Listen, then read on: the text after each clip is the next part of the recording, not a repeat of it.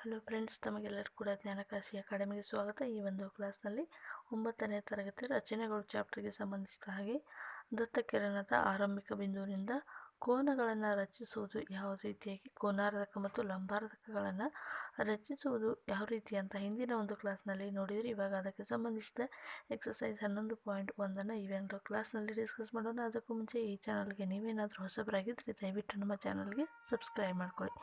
ಇವಾಗ ಎಕ್ಸಸೈಸ್ 11.1ರಲ್ಲಿ ಮೊದಲನೇ ಪ್ರಶ್ನೆ ಈ ರೀತಿಯಾಗಿದೆ.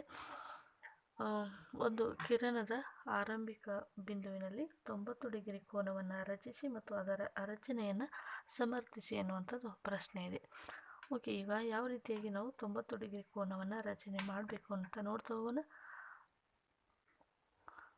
ಮೊದಲನೇದಾಗಿ ನಾವು ಈ ಒಂದು ಅಳತೆ ಪಟ್ಟಿಯನ್ನು ತೆಗೆದುಕೊಂಡು ಒಂದು ರೇಖಾಖಂಡವನ್ನು ರಚನೆ ಮಾಡ್ಕೋಬೇಕು. ಈ ರೀತಿಯಾಗಿ ರೇಖಾಖಂಡವನ್ನು ರಚನೆ ಮಾಡ್ಕೋಬೇಕು. ಯಾವುದಾದ್ರೂ ಒಂದು ಅಳತೆಯ ರೇಖಾಖಂಡವನ್ನು ರಚನೆ ಮಾಡ್ಕೋಬೇಕು. ಈ ಒಂದು ರಚನೆಗೆ ನಾವು ಓ ಅಥವಾ ಎ ಅಂತ ಈ ರೀತಿಯಾಗಿ ಹೆಸರನ್ನು ಕೊಡೋಣ. ಇದು ಕಂಟಿನ್ಯೂಸ್ ಆಗುವಂಥ ರೇಖೆಯಾಗಿದೆ. ಇದು ಸ್ಥಿರ ಬಿಂದು ಅಥವಾ ಇದನ್ನು ಆರಂಭಿಕ ಬಿಂದು, ಇದು ಎ ಎನ್ನುವಂಥದ್ದು ಅಂತಿಮ ಬಿಂದು ಆಗಿರುತ್ತೆ. ಆರಂಭಿಕ ಬಿಂದುವಿನಲ್ಲಿ ನಾವು 90 ಡಿಗ್ರಿ ಕೋನವನ್ನು ಉಂಟು ಆಗುವ ರೀತಿಯಲ್ಲಿ ಯಾವ ರೀತಿಯಾಗಿ ಅಂತ ಮಾಡೋಣ. ಇವಾಗ ಓವನ್ನು ಕೇಂದ್ರ ಬಿಂದುವಾಗಿ ಇಟ್ಟುಕೊಂಡು ನಾವೀಗ ಒಂದು ಕಂಸವನ್ನು ರಚನೆಯನ್ನು ಮಾಡಬೇಕಾಗ್ತದೆ. ಇವಾಗ ಓವನ್ನು ಕೇಂದ್ರವಾಗಿ ಇಟ್ಟುಕೊಂಡು ಯಾವುದಾದ್ರೂ ಒಂದು ಅಳತೆಯ ತ್ರಿಜ್ಯವನ್ನು ತೆಗೆದುಕೊಳ್ಳಿ. ಇವಾಗ ನಾನು 2 ಸೆಂಟಿಮೀಟರ್ ಈ ಒಂದು ತ್ರಿಜ್ಯವನ್ನು ತೆಗೆದುಕೊಂಡಿದ್ದೀನಿ. ಈ ಕೈವಾರದಿಂದ ಒಂದು ಕಂಸವನ್ನು ರಚನೆ ಮಾಡ್ತಾ ಇದ್ದೀನಿ. ಈ ರೀತಿಯಾಗಿ ಒಂದು ಕಂಸ.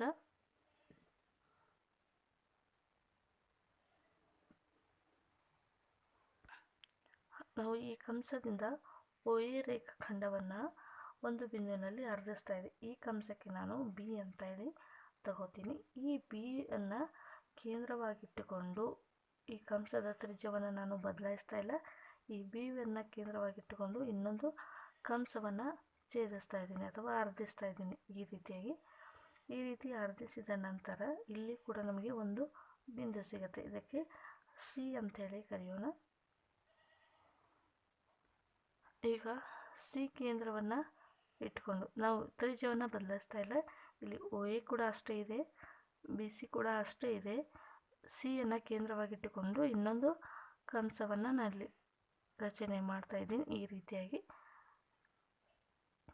ಈ ಒಂದು ಬಿಂದುವಿಗೆ ನಾನು ಡಿ ಅಂತ ಹೇಳಿ ಕರಿತೀನಿ. ಇಲ್ಲೂ ಕೂಡ ಅಷ್ಟೇ, ಇಲ್ಲಿ ಯಾವುದೇ ರೀತಿಯಾದ ತ್ರಿಜ್ಯವನ್ನು ಬದಲಾಯಿಸ್ತಾ ಇಲ್ಲ. ಈಗ ಸಿ ಕೇಂದ್ರವನ್ನಾಗಿಟ್ಟುಕೊಂಡು ಈ ರೀತಿಯಾಗಿ ಇಲ್ಲಿ ಒಂದು ಕಂಸವನ್ನು ರಚನೆ ಮಾಡ್ತಾ ಇದ್ದೀನಿ. ಇಲ್ಲಿ ಡಿ ಯನ್ನು ಕೇಂದ್ರವಾಗಿಟ್ಟುಕೊಂಡು ಇಲ್ಲಿಯೂ ಕೂಡ ಒಂದು ಕಂಸವನ್ನು ರಚನೆ ಮಾಡ್ತಾ ಇದ್ದೀನಿ. ಇಲ್ಲಿ ನಮಗೆ ಒಂದು ಬಿಂದು ಸಿಗ್ತಾ ಇದೆ. ಇದಕ್ಕೆ ನಾವು ಪಿ ಅಂತ ಹೇಳಿ ಕರೆಯೋಣ. ಇವಾಗ ಒ ಪಿಯನ್ನು ನಾವು ಸೇರಿಸೋಣ. ಒ ಪಿ ರೇಖಾಖಂಡವನ್ನು ಸೇರಿಸೋಣ. ಈ ರೀತಿಯಾಗಿ ಓಕೆ, ಇವಾಗ ನಾವು ಇಮ್ಯಾಜಿನರಿ ಲೈನ್ಗಳನ್ನು ತೆಗೆದುಕೊಳ್ಳೋಣ. ಅದೇ ರೀತಿಯಾಗಿ ಈಗ ಇದು ನಮಗೆ ಪಿ ಒ ಎ ಅನ್ನುವಂಥದ್ದು 90 ಡಿಗ್ರಿ ಕೋನ ಸಿಗ್ತಾ ಇದೆ. ಲಂಬ ಕೋನವನ್ನು ಈ ರೀತಿಯಾಗಿ ನಾವು ತೆಗೆದುಕೋಬೇಕು. ಲಂಬ ಕೋನ ಸಿಕ್ಕ ನಂತರ ನಮಗೆ ಇನ್ನೊಂದು ಪ್ರಶ್ನೆಯನ್ನು ಕೇಳಿದ್ರು. ಲಂಬ ಕೋನವನ್ನು ರಚಿಸಿ ಇದಕ್ಕೆ ಸಮರ್ಥನೆಯನ್ನು ಕೊಡಿ ಅನ್ನುವಂಥದ್ದು ಪ್ರಶ್ನೆ ಆಗಿತ್ತು. ಇವಾಗ ಬಿ ಸಿಯನ್ನು ನಾನು ಜಾಯಿನ್ ಮಾಡ್ತಾ ಇದ್ದೀನಿ. ಅದೇ ರೀತಿಯಾಗಿ ಒ ಸಿಯನ್ನು ಕೂಡ ಜಾಯಿನ್ ಮಾಡಿ. ನಂತರ ಡಿ ಸಿಯನ್ನು ಕೂಡ ಜಾಯಿನ್ ಮಾಡಿ.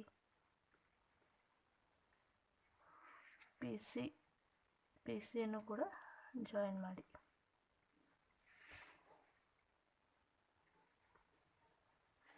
ಓಕೆ, ಈ ರೀತಿಯಾಗಿ ರಚನೆಯನ್ನು ಮಾಡ್ಕೋಬೇಕು. 90 ಡಿಗ್ರಿ ಆರಂಭಿಕ ಬಿಂದುವಿನಲ್ಲಿ 90 ಡಿಗ್ರಿ ಕೋನವನ್ನು ಯಾವ ರೀತಿಯಾಗಿ ರಚನೆ ಮಾಡ್ಬೋದು ಅಂತ ನಾವು ಈಗ ನೋಡಿದ್ವಿ. ಇದಕ್ಕೆ ನಾವು ಸಮರ್ಥನೆ ಜಸ್ಟಿಫಿಕೇಷನನ್ನು ಯಾವ ರೀತಿಯಾಗಿ ಕೊಡಬೇಕು ಅಂತ ನೋಡ್ತಾ ಹೋಗೋಣ. ಓಕೆ, ಜಸ್ಟಿಫಿಕೇಷನ್ ಅಥವಾ ಸಮರ್ಥನೆ ಯಾವ ರೀತಿಯಾಗಿ ನೋಡುವಂಥ. ಇವಾಗ ಸಾಧನೆ ನಾವೇನನ್ನು ಸಾಧಿಸಬೇಕಾಗಿದೆ. ಪಿ ಒ ಬಿ ಅನ್ನುವಂಥದ್ದು 90 ಡಿಗ್ರಿ ಅಂತ ಸಾಧಿಸಬೇಕಾಗಿದೆ. ನಾವು ಆಲ್ರೆಡಿ ಇವಾಗ ಈ ಒಂದು ಜಾಮಿಟ್ರಿ ಮೂಲಕ ಸಾಧನೆಯನ್ನು ಮೂಡಿದ್ವಿ. ಅದನ್ನು ನಾವು ಬಾಯಿ ಮಾತಲ್ಲಿ ನಾವು ಯಾವ ರೀತಿಯಾಗಿ ಇದನ್ನು ಸಮರ್ಥನೆಯನ್ನು ಕೊಡಬೇಕು ಅನ್ನೋದನ್ನು ನೋಡ್ತಾ ಹೋದಾಗ ನಾವು ರಚನೆಯನ್ನು ಮಾಡ್ಕೊಂಡು ಏನಂತ ಓ ಶಿಯನ್ನು ಜೋಡಿಸಿದ್ವಿ, ಓ ಡಿಯನ್ನು ಕೂಡ ಜೋಡಿಸಿದ್ವಿ. ಇವಾಗ ಓ ಡಿಯನ್ನು ಕೂಡ ಜೋಡಿಸ್ಬೇಕಾಗಿತ್ತು. ಇಲ್ಲಿಯೂ ಕೂಡ ODಯನ್ನು ರಚನೆ ಮಾಡ್ಕೊಳ್ಳಿ. OD ಮತ್ತು DP ಮತ್ತು PC ಮತ್ತು CB ಎಲ್ಲವನ್ನು ಕೂಡ ನಾವು ಇಲ್ಲಿ ಜೋಡಿಸ್ಕೊತೀವಿ. ನಂತರ ಸಾಧನೆಯನ್ನು ನೋಡಿದಾಗ ಇಲ್ಲಿ OB ಸಮಾನಾಂತರ BC ಇರುತ್ತೆ, BCಗೆ ಸಮಾನಾಂತರ OC ಇರುತ್ತೆ. ಅಂದರೆ ತ್ರಿಭುಜ OBC ಒಂದು ಸಮಬಾಹು ತ್ರಿಭುಜ ಆಗಿದೆ. ತ್ರಿಭುಜ OBC ಒಂದು ಸಮಬಾಹು ತ್ರಿಭುಜ ಆಗಿದೆ. ಹಾಗಾದರೆ ಸಮಬಾಹು ತ್ರಿಭುಜ ಇದ್ದರೆ ಆ್ಯಂಗಲ್ BOC 60 ಡಿಗ್ರಿ ಇರುತ್ತೆ. ಆ್ಯಂಗಲ್ BOC ಇದು 60 ಡಿಗ್ರಿ ಇರ್ತದೆ. ಅದೇ ರೀತಿಯಾಗಿ ಇಲ್ಲಿ OD ಕೂಡ ODಗೆ DC ಸಮನಾಗಿರ್ತದೆ, DCಗೆ OC ಸಮನಾಗಿರ್ತದೆ. ಅಂದರೆ ಇವಾಗ ODC ಕೂಡ ಒಂದು ಸಮಬಾಹು ತ್ರಿಭುಜ ಆಗಿದೆ. ಆದ್ದರಿಂದ DOC ಕೂಡ 60 ಡಿಗ್ರಿ ಇರುತ್ತದೆ. ಇವೆರಡೂ ಕೂಡ ಸಮಬಾಹು ತ್ರಿಭುಜ ಇದ್ದಾವೆ. ಎರಡು ಕೂಡ ಸಮಬಾಹು ತ್ರಿಭುಜ ಇದ್ದರೆ ಅಂದರೆ ಸಮಬಾಹು ತ್ರಿಭುಜದಲ್ಲಿ ಬಾಹುಗಳು ಒಂದಕ್ಕೊಂದು ಸಮನಾಗಿರ್ತವೆ. ಆದ್ದರಿಂದ ಬಾಹು ಬಾಹು ಬಾಹು ಸರ್ವಸಮತೆಯ ನಿಯಮವನ್ನು ಈ ಎರಡು ತ್ರಿಭುಜಗಳು ಹೊಂದಿದ್ದಾವೆ. ಹಾಗಾಗಿ ತ್ರಿಭುಜ BOC ಸರ್ವಸಮ, ತ್ರಿಭುಜ OCD ಈ ಎರಡು ತ್ರಿಭುಜಗಳು ಸರ್ವಸಮತೆಯ ನಿಯಮವನ್ನು ಹೊಂದಿದ್ದಾವೆ. ಹಾಗಾದರೆ ಆ್ಯಂಗಲ್ BOCಗೆ ಸಮನಾಗಿ ಆ್ಯಂಗಲ್ DOC ಕೂಡ ಇದೆ. ಸಮರೂಪ ತ್ರಿಭುಜದ ಅನುರೂಪ ಭಾಗಗಳು ಸಮನಾಗಿರ್ತವೆ. ಹಾಗಾದರೆ ಆ್ಯಂಗಲ್ COP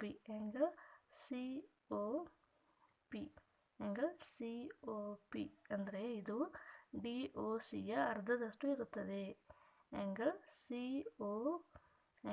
CPO ಅಥವಾ ಆ್ಯಂಗಲ್ COP ಎನ್ನುವಂಥದ್ದು ಆ್ಯಂಗಲ್ DOCಯ ಅರ್ಧದಷ್ಟು ಇರುತ್ತದೆ. ಆದ್ದರಿಂದ ಆ್ಯಂಗಲ್ COP = 1/2 ಆ್ಯಂಗಲ್ DOC ಇರುತ್ತೆ. ಆ್ಯಂಗಲ್ DOC ಎಷ್ಟಿದೆ? 60 ಡಿಗ್ರಿ ಇದೆ. 1/2 × 60 ಅಂದಾಗ ಆ್ಯಂಗಲ್ COP = 30 ಡಿಗ್ರಿ ಆಗಿದೆ. ಹಾಗಾದರೆ ಆ್ಯಂಗಲ್ POA ಅಂದಾಗ angle COB plus angle CPO ಎರಡನ್ನೂ ಕೂಡಿ angle POA plus angle BOC plus angle COP ಎರಡನ್ನೂ ಕೂಡಿ ಆ್ಯಂಗಲ್ POC = BOC ಎಷ್ಟಿದೆ? 60 ಡಿಗ್ರಿ ಇದೆ. ಆ್ಯಂಗಲ್ COP ಎಷ್ಟಿದೆ? 30 ಡಿಗ್ರಿ ಇದೆ. ಆ್ಯಂಗಲ್ POC = 60 ಡಿಗ್ರಿ ಆಗುತ್ತೆ. ಈ ರೀತಿಯಾಗಿ ನಾವು ಮಾಡಿರುವಂಥ ರಚನೆ 90 ಡಿಗ್ರಿಗೆ ಸಮನಾಗಿದೆ ಅಂತ ನಾವು ಈ ರೀತಿಯಾಗಿ ಸಮರ್ಥನೆಯನ್ನು ಕೊಡಬೇಕಾಗ್ತದೆ. ಎರಡನೇ ಪ್ರಶ್ನೆ, ಒಂದು ಕಿರಣದ ಆರಂಭಿಕ ಬಿಂದುವಿನಲ್ಲಿ 45 ಡಿಗ್ರಿ ಕೋನವನ್ನು ರಚಿಸಿ ಮತ್ತು ಅದರ ರಚನೆಯನ್ನು ಸಮರ್ಥಿಸಿ ಎನ್ನುವಂಥದ್ದು ಪ್ರಶ್ನೆ ಇದೆ. ಓಕೆ ಫ್ರೆಂಡ್ಸ್, ಹಾಗಾದರೆ ಎರಡನೇ ಪ್ರಶ್ನೆಯ ಪರಿಹಾರವನ್ನು ನೋಡೋಣ. ಎರಡನೇ ಪ್ರಶ್ನೆಯ ಪರಿಹಾರ ತುಂಬ ಸಿಂಪಲ್ ಆಗಿದೆ. ಯಾಕಂದರೆ ಮೊದಲನೇದಾಗಿ ನೀವು 90 ಡಿಗ್ರಿ ಯಾವ ರೀತಿಯಾಗಿ ರಚನೆಯನ್ನು ಮಾಡ್ಕೋದಂತ ನೋಡಿದ್ರಿ. ಅದರ ಒಂದು ಕೋನಾರ್ಧಕವನ್ನು ರಚನೆ ಮಾಡಿದರೆ ಸಾಕು, ಅದು 45 ಡಿಗ್ರಿ ಆಗುತ್ತೆ. ಸೊ ಒಂದು ಸಾರಿ ಮತ್ತೆ ನೋಡೋಣ ಯಾವ ರೀತಿಯಾಗಿ ಸಾಲ್ವ್ ಮಾಡೋದಂತ. ಮೊದಲನೇದಾಗಿ ಒಂದು ರೇಖಾಖಂಡವನ್ನು ರಚನೆ ಮಾಡ್ಕೋಬೇಕು. ಈ ರೀತಿಯಾಗಿ ಒಂದು ರೇಖಾಖಂಡವನ್ನು ರಚನೆ ಮಾಡ್ಕೋಬೇಕು. ಇದಕ್ಕೆ ನಾವು OA ಅಂತ ಹೆಸರಿಡೋಣ. O ಎನ್ನುವಂಥದ್ದು ಆರಂಭಿಕ ಬಿಂದು, A ಅಂತಿಮ ಬಿಂದು ಆಗಿರುತ್ತೆ. O ಅನ್ನುವಂಥದ್ದು ಇಲ್ಲಿ ಆರಂಭಿಕ ಬಿಂದು ಆಗಿರುತ್ತೆ. O ಅನ್ನು ನಾವು ಕೇಂದ್ರ ಬಿಂದುವಾಗಿಟ್ಟುಕೊಂಡು ಒಂದು ಕಂಸವನ್ನು ರಚನೆ ಮಾಡ್ಕೋಬೇಕು. O ಅನ್ನು ಒಂದು ಕೇಂದ್ರ ಬಿಂದುವನ್ನಾಗಿಟ್ಟುಕೊಂಡು ಒಂದು ನಿರ್ದಿಷ್ಟ ಅಳತೆ ಅಥವಾ ಯಾವುದಾದ್ರೂ ಒಂದು ನಿಮಗೆ ದೋಚಿದಂಥ ಒಂದು ಅಳತೆಯನ್ನು ತೆಗೆದುಕೊಂಡು ಒಂದು ಕಂಸವನ್ನು ರಚನೆ ಮಾಡೋಣ. ನಾವು ಈ ರೀತಿಯಾಗಿ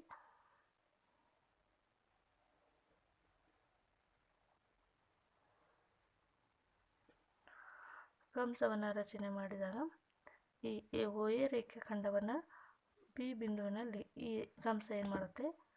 ಛೇದಿಸುತ್ತೆ. ನಂತರ B-ವನ್ನು ಕೇಂದ್ರವಾಗಿಟ್ಟುಕೊಂಡು ಇನ್ನೊಂದು ಕಂಸವನ್ನು ರಚನೆ ಮಾಡೋಣ. ಇದಕ್ಕೆ ನಾವು C ಅಂತ ಹೇಳಿ ಕರೆಯೋಣ. ನಂತರ C-ವನ್ನು ಕೇಂದ್ರವಾಗಿಟ್ಟುಕೊಂಡು D-ಯನ್ನು ಕಂಡುಹಿಡಿಯೋಣ. ಇಲ್ಲಿ ಯಾವುದೇ ರೀತಿಯಾದ ತ್ರಿಜ್ಯಗಳನ್ನು ನಾನು ಚೇಂಜಸ್ ಮಾಡ್ತಾ ಇಲ್ಲ, ಒಂದೇ ಅಳತೆಯ ತ್ರಿಜ್ಯವನ್ನು ತೆಗೆದುಕೊಂಡಿದ್ದೀನಿ. OB ಕೂಡ ಅಷ್ಟೇ ಇದೆ, BC ಕೂಡ ಅಷ್ಟೇ ಇದೆ, ನಂತರ CD ಕೂಡ ಅಷ್ಟೇ ಇರ್ತದೆ. ಓಕೆ, ಇವಾಗ ನಾವು 90 ಡಿಗ್ರಿಯನ್ನು ರಚನೆ ಮಾಡ್ಕೋಬೇಕು. ಇವಾಗ C ಕೇಂದ್ರವಾಗಿಟ್ಟುಕೊಂಡು ಇನ್ನೊಂದು ಕಂಸ, D-ಯನ್ನು ಕೇಂದ್ರವಾಗಿಟ್ಟುಕೊಂಡು ಇನ್ನೊಂದು ಕಂಸ. ಈ ರೀತಿಯಾಗಿ ನಮಗೆ ಇನ್ನೊಂದು ಬಿಂದು ಸಿಗುತ್ತೆ. ಅದನ್ನು ನಾವು ಕ್ಯೂ ಅಥವಾ ಪಿ ಅಂತ ಹೇಳಿ ಕರೆಯೋಣ.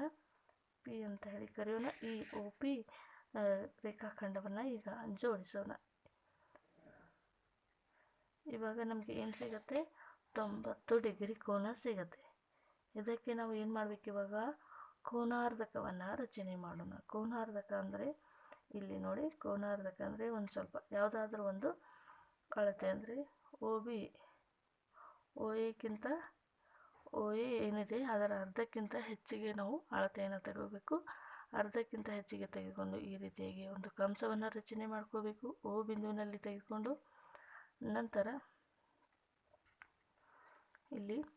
ಏನು ಮಾಡಬೇಕಪ್ಪ ಅಂದರೆ,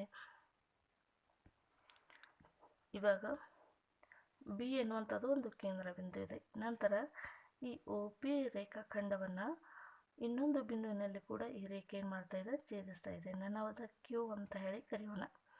ಈಗ ಬಿ ಮತ್ತು ಕ್ಯೂಗಳನ್ನು ಕೇಂದ್ರವಾಗಿಟ್ಟುಕೊಂಡು ಇದರ ಅರ್ಧಕ್ಕಿಂತ ಹೆಚ್ಚಿಗೆ ಒಂದು ಕೋನವನ್ನು ತೆಗೆದುಕೊಳ್ಳೋಣ. ಈ ರೀತಿಯಾಗಿ ಕಂಸವನ್ನು ರಚಿಸೋಣ. ನಂತರ ಕ್ಯೂವನ್ನು ಕೇಂದ್ರವಾಗಿಟ್ಟುಕೊಂಡು ಈ ರೀತಿಯಾಗಿ ಕಂಸವನ್ನು ರಚಿಸೋಣ. ಈಗ ಒಂದು ಬಿಂದು ಸಿಗುತ್ತೆ. ಇದಕ್ಕೆ ನಾವು ಆರ್ ಅಂತ ಹೇಳಿ ಕರೆಯೋಣ. ಈ ಬಿಂದುವನ್ನು ಒ ಪಿ ಮೂಲಕ ನಾವೀಗ ಸೇರಿಸೋಣ.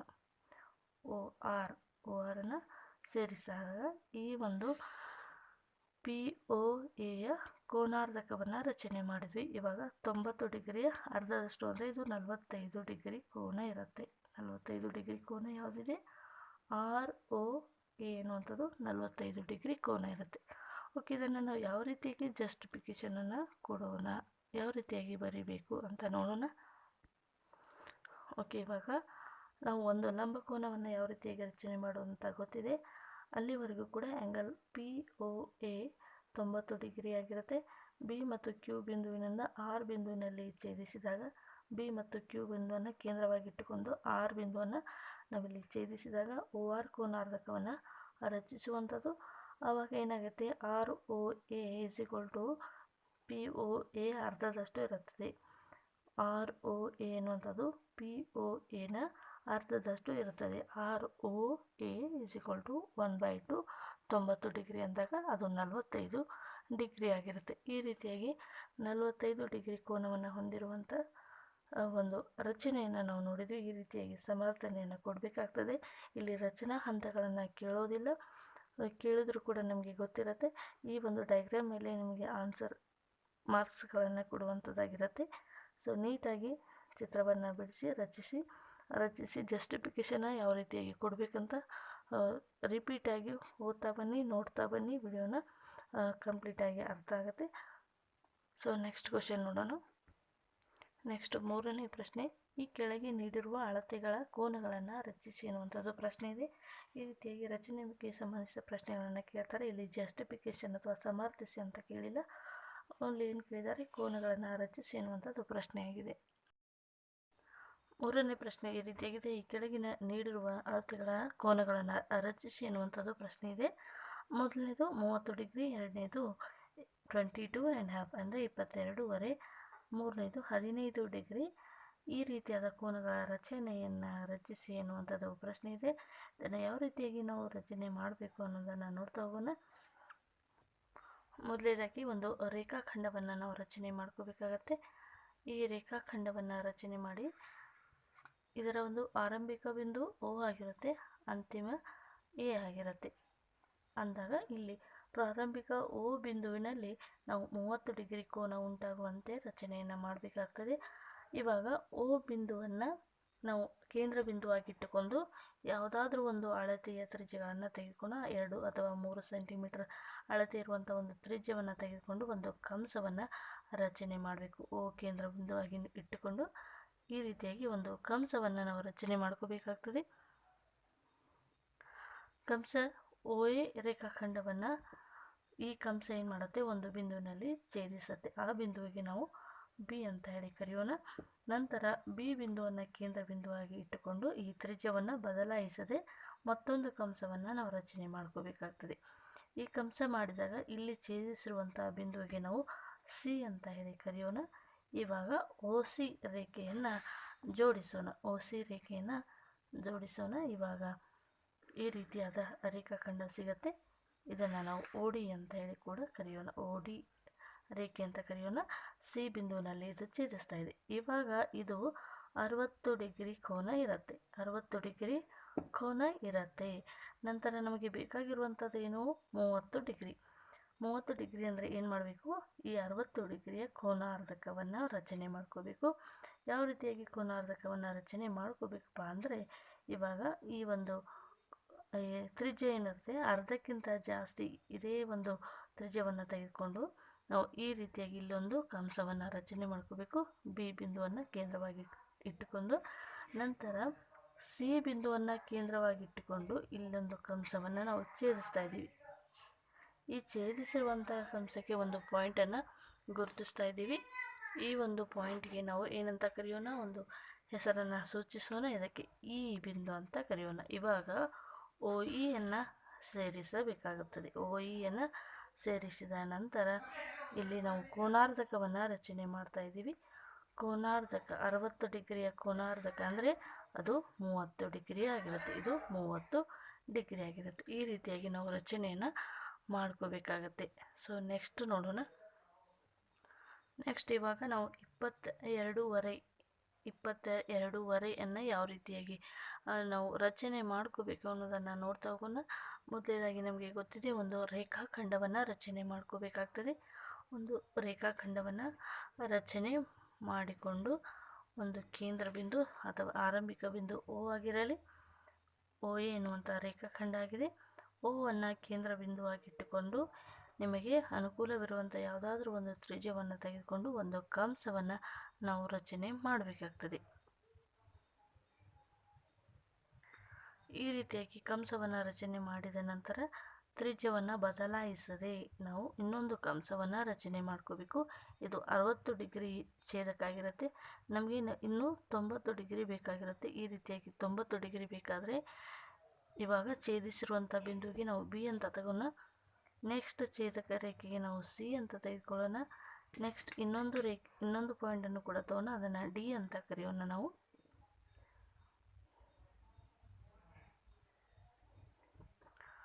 ಡಿ ಅಂತ ಹೇಳಿ ಕರೆಯೋಣ. ಈಗ ನಾವೇನು ಮಾಡಬೇಕಪ್ಪ ಅಂದರೆ, ಈ ಸಿಯನ್ನು ಕೇಂದ್ರವಾಗಿ ಇಟ್ಟುಕೊಂಡು ಈ ರೀತಿಯಾಗಿ ಇನ್ನೊಂದು ಕಂಸ, ಡಿಯನ್ನು ಕೇಂದ್ರವಾಗಿ ಇಟ್ಟುಕೊಂಡು ಇನ್ನೊಂದು ಕಂಸ. ಇವಾಗ ಎರಡು ಛೇದ ಬಿಂದುವನ್ನು ನಾವೀಗ ಜೋಡಿಸೋಣ. ಇವಾಗ 90 ಡಿಗ್ರಿ ಕೋನ ನಮಗೆ ಸಿಗುತ್ತೆ.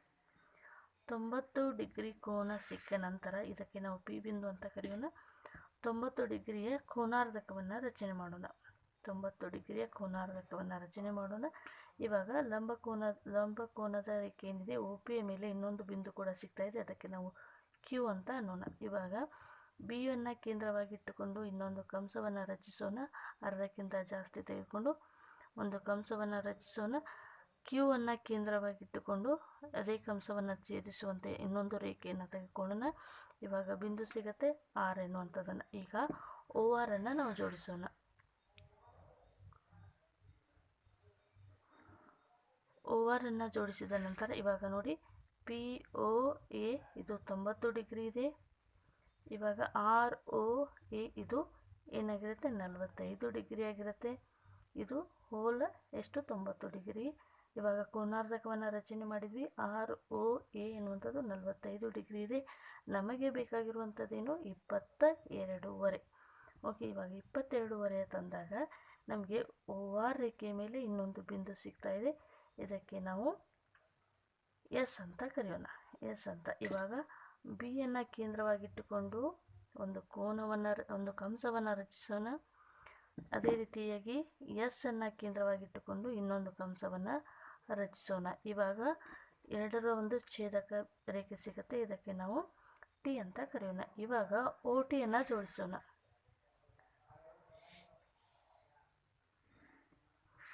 ಓ ಟಿಯನ್ನು ಜೋಡಿಸಿದ ನಂತರ ನೋಡಿ, ಇವಾಗ ಪಿ ಒ ಎ 90 ಡಿಗ್ರಿ ಇದೆ. ಆರ್ ಒ ಎ 45 ಡಿಗ್ರಿ ಇದೆ. 45 ಡಿಗ್ರಿಯ ಕೋನಾರ್ಧಕ ಎಷ್ಟಾಗಿರುತ್ತೆ 22.5 ಆಗಿರುತ್ತೆ. ಹಾಗಾಗಿ 45 ಡಿಗ್ರಿಯ ಕೋನಾರ್ಧಕ ಇದು 22.5 ಆಗಿರುತ್ತೆ. 22.5 ಡಿಗ್ರಿ ಆಗಿರುತ್ತೆ. T O A angle T O A 22.5 degree ಆಗಿರುತ್ತೆ. ಈ ರೀತಿಯಾಗಿ ನಾವು ಕೋನಾರ್ಧಕಗಳನ್ನು ರಚನೆಯನ್ನು ಮಾಡಬೇಕಾಗ್ತದೆ. ನೆಕ್ಸ್ಟು ನಾವು 15 ಡಿಗ್ರಿ ಕೋನಾರ್ಧಕ 15 ಡಿಗ್ರಿ ಆ್ಯಂಗಲನ್ನು ಯಾವ ರೀತಿಯಾಗಿ ರಚನೆ ಮಾಡೋದು ಅಂತ ನೋಡ್ತಾ ಹೋಗೋಣ. ಮೊದಲನೇದಾಗಿ ನಿಮಗೆ ಗೊತ್ತಿದೆ, ಒಂದು ರೇಖಾಖಂಡವನ್ನು ರಚನೆ ಮಾಡ್ಕೋಬೇಕು. ರೇಖಾಖಂಡಕ್ಕೆ ಆರಂಭ ಬಿಂದುವಿಗೆ O ಅಂತ ಕರೆಯೋಣ, ಎ ಅಂತ ಕರೆಯೋಣ. O A ಎನ್ನುವಂಥದ್ದು ಒಂದು ರೇಖಾಖಂಡ ಆಗಿದೆ. ಈ O ಕೇಂದ್ರ ಬಿಂದುವನ್ನು ನಾವು O ಕೇಂದ್ರವನ್ನಾಗಿಟ್ಟುಕೊಂಡು ಯಾವುದೇ ಒಂದು ಅಳತೆಯ ತ್ರಿಜ್ಯವನ್ನು ತೆಗೆದುಕೊಂಡು ಒಂದು ಕಂಸವನ್ನು ರಚಿಸೋಣ. ಮೊದಲನೇದಾಗಿ ಒಂದು ಕಂಸವನ್ನು ರಚಿಸೋಣ. ಈ ಕಂಸ ಏನಿದೆ OA ರೇಖಾಖಂಡದ ಮೇಲೆ ಇದು ಛೇದಿಸುತ್ತೆ. ಈ ಛೇದಕ ಬಿಂದುವಿಗೆ ನಾವು B ಅಂತ ಕರೆಯೋಣ. ನಂತರ ಬಿಯನ್ನು ಕೇಂದ್ರವಾಗಿಟ್ಟುಕೊಂಡು ತ್ರಿಜ್ಯವನ್ನು ಬದಲಾಯಿಸದೆ ಇದೇ ಕಂಸವನ್ನು ಛೇದಿಸುವಂತೆ ನಾವು ರಚನೆಯನ್ನು ಮಾಡ್ಕೋಬೇಕು. ಈ ಛೇದಿಸದ ಬಿಂದುವಿಗೆ ನಾವು C ಅಂತ ಹೇಳಿ ಕರೆಯೋಣ. ಇವಾಗ OCಯನ್ನು ಜೋಡಿಸೋಣ. OCಯನ್ನು ಜೋಡಿಸೋಣ. ಇವಾಗ ನಮಗೆ ಎಷ್ಟು ಸಿಗತ್ತೆಪ್ಪ ಅಂದರೆ ಇದು 60 ಡಿಗ್ರಿ ಕೋನ ಸಿಗತ್ತೆ. ಈಗ 60 ಡಿಗ್ರಿಯ ಕೋನಾರ್ಧಕವನ್ನು ರಚಿಸೋಣ. ಬಿಯನ್ನು ಕೇಂದ್ರವಾಗಿಟ್ಟುಕೊಂಡು ಒಂದು ಕಂಸವನ್ನು ರಚಿಸೋಣ. ಸಿವನ್ನು ಕೇಂದ್ರವಾಗಿಟ್ಟುಕೊಂಡು ಇನ್ನೊಂದು ಕಂಸವನ್ನು ರಚಿಸೋಣ. ಈ ಎರಡು ಕಂಸದಿಂದ ಉಂಟಾದ ಒಂದು ಬಿಂದು ಸಿಗತ್ತೆ. ಇದಕ್ಕೆ ನಾವು ಏನಂತ ಕರೆಯೋಣ ಅಂದರೆ ಡಿ ಅಂತ ಹೇಳಿ ಕರೆಯೋಣ. ಓಕೆ, ಡಿ ಅಂತ ಕರೆಯೋಣ. ಇವಾಗ ಇದು ODಯನ್ನು ನಾವೀಗ ಜೋಡಿಸೋಣ. ODಯನ್ನು ಜೋಡಿಸೋಣ. ಈ OD ರೇಖೆಯ ಮೇಲೆ ಇನ್ನೊಂದು ಬಿಂದು ಸಿಗ್ತಾ ಇದೆ. ನಾವು ಇದಕ್ಕೆ E ಅಂತ ಹೇಳಿ ಕರೆಯೋಣ. ಇವಾಗ ಇದು 30 ಡಿಗ್ರಿ ಕೋನ ನಮಗೆ ಸಿಗ್ತಾ ಇದೆ. 60 ಡಿಗ್ರಿಯ ಕೋನಾರ್ಧಕ 30 ಡಿಗ್ರಿ ಸಿಗ್ತಾ ಇದೆ. ನಮಗೆ ಬೇಕಾಗಿರುವಂಥದ್ದೇನು 15 ಡಿಗ್ರಿ. ಇವಾಗ 30 ಡಿಗ್ರಿಯ ಕೋನಾರ್ಧಕವನ್ನು ರಚಿಸೋಣ. ಬಿವನ್ನು ಕೇಂದ್ರವಾಗಿಟ್ಟುಕೊಂಡು ಒಂದು ಕಂಸವನ್ನು ರಚಿಸೋಣ. ಅದೇ ರೀತಿಯಾಗಿ ಇವನ್ನು ಕೇಂದ್ರವಾಗಿಟ್ಟುಕೊಂಡು ಇನ್ನೊಂದು ಕಂಸವನ್ನು ರಚಿಸೋಣ. ಮೊದಲನೇದಾಗಿ ಒಂದು ಬಿ ಕೇಂದ್ರವಾಗಿಟ್ಟುಕೊಂಡು ಒಂದು ಕಂಸ, ಇವನ್ನು ಕೇಂದ್ರವಾಗಿಟ್ಟುಕೊಂಡು ಈ ರೀತಿಯಾಗಿ ನಮಗೆ ಒಂದು ಪಾಯಿಂಟ್ ಸಿಗ್ತಾ ಇದೆ. ಇದಕ್ಕೆ ಎಫ್ ಅಂತ ಹೇಳಿ ಕರೆಯೋಣ. ಇವಾಗ OF ಅನ್ನು ಜೋಡಿಸೋಣ. OF ಅನ್ನು ಜೋಡಿಸೋಣ.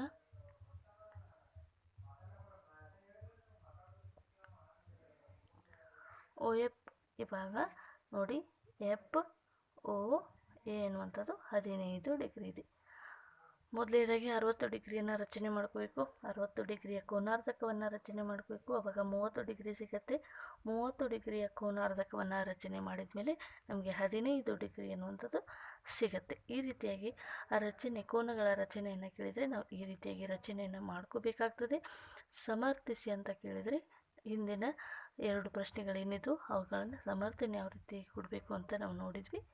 ಈ ರೀತಿಯಾಗಿ ಕೋನಗಳ ರಚನೆಯನ್ನು ನಾವು ಈಗ ನೋಡಿದ್ವಿ. ಇವಾಗ ಮುಂದುವರೆದು 4ನೇ ಪ್ರಶ್ನೆಯನ್ನು ಡಿಸ್ಕಸ್ ಮಾಡೋಣ. ಓಕೆ, ಇವಾಗ ಎಕ್ಸಸೈಸ್ 11.1ರಲ್ಲಿ 4ನೇ ಪ್ರಶ್ನೆ. ಈ ಕೆಳಗಿನ ಕೋನಗಳನ್ನು ರಚಿಸಿ ಮತ್ತು ಅವುಗಳನ್ನು ಕೋನ ಮಾಪಕದಿಂದ ಅಳೆದು ಪರಿಶೀಲಿಸಿ ಅನ್ನುವಂಥದ್ದು ಪ್ರಶ್ನೆ ಇದೆ. ಇವಾಗ ಮೊದಲನೇದಾಗಿ 75 ಡಿಗ್ರಿ, ಎರಡನೇದು 105 ಅಂದರೆ 105, ಮೂರನೇದು 135 ಡಿಗ್ರಿ ಕೋನಗಳನ್ನು ರಚಿಸಿ ಅನ್ನುವಂಥದ್ದು ಪ್ರಶ್ನೆ ಇದೆ. ಓಕೆ, ಇವಾಗ 75ನ್ನು ಯಾವ ರೀತಿಯಾಗಿ ರಚನೆ ಮಾಡೋದು ಅಂತ ನಿಮಗೆ ತಲೆಯಲ್ಲಿ ಕನ್ಫ್ಯೂಷನ್ ಆಗ್ತಾಯಿದೆ. ಸೊ ಇವಾಗ ನಿಮಗೆ 90 ಡಿಗ್ರಿ ರಚನೆ ಮಾಡೋದು ಆಲ್ರೆಡಿ ಗೊತ್ತಿದೆ. 90ಕ್ಕೆ ಎಷ್ಟನ್ನು ಮೈನಸ್ ಮಾಡಿದರೆ 75. ಇವಾಗ ನೀವು 60 ಡಿಗ್ರಿ ಕೋನವನ್ನು ರಚನೆ ಮಾಡೋದು ಗೊತ್ತಿದೆ.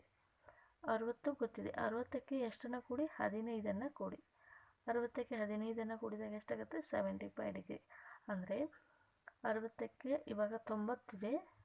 ಓಕೆ, ಯಾವ ರೀತಿಯಾಗಿ ತೆಗೆಯೋದು ಅಂತ ಡೀಟೇಲಾಗಿ ನೋಡೋಣ. 60 ಡಿಗ್ರಿಗೆ 15ನ್ನು ಆ್ಯಡ್ ಮಾಡಬೇಕು. ಆವಾಗ 75 ಸಿಗುತ್ತೆ. ಅದೇ ರೀತಿಯಾಗಿ 105 ಅಂತಂದರೆ ಈ 105ಕ್ಕಂದರೆ 90 ಡಿಗ್ರಿ ರಚನೆ ಮಾಡೋದು ನಿಮಗೆ ಗೊತ್ತಿದೆ. 90ಕ್ಕೆ 15ನ್ನು ಕೂಡಿ ಆವಾಗ 105 ಡಿಗ್ರಿ ರಚನೆ ಆಗುತ್ತೆ. ನೆಕ್ಸ್ಟ್ ಇದು ಕೂಡ ಅಷ್ಟೇ, 90 ಡಿಗ್ರಿಯನ್ನು ರಚನೆ ಮಾಡ್ಕೋಬೇಕು. 90 ಡಿಗ್ರಿ ರಚನೆ ಮಾಡಿದ ನಂತರ ಅದಕ್ಕೆ 45ನ್ನು ನಾವು ಇಲ್ಲಿ 45ನ್ನು ಆ್ಯಡ್ ಮಾಡಬೇಕಾಗ್ತದೆ. ಓಕೆ, ಡೀಟೇಲಾಗಿ ನಾವು ಯಾವ ರೀತಿಯಾಗಿ ರಚನೆ ಮಾಡೋದು ಅಂತ ನೋಡ್ತಾ ಹೋಗೋಣ. ಮೊದಲನೇದಾಗಿ ನಿಮಗೆ ಗೊತ್ತಿದೆ ಏನನ್ನು ಕೋನಗಳನ್ನು ರಚನೆ ಮಾಡಬೇಕಾದ್ರೆ ಮೊದಲನೇದಾಗಿ ನಾವು ಒಂದು ರೇಖಾಖಂಡವನ್ನು ರಚನೆ ಮಾಡ್ಕೋಬೇಕಾಗ್ತದೆ. ರೇಖಾಖಂಡವನ್ನು ರಚನೆ ಮಾಡ್ಕೊಳ್ಳಿ.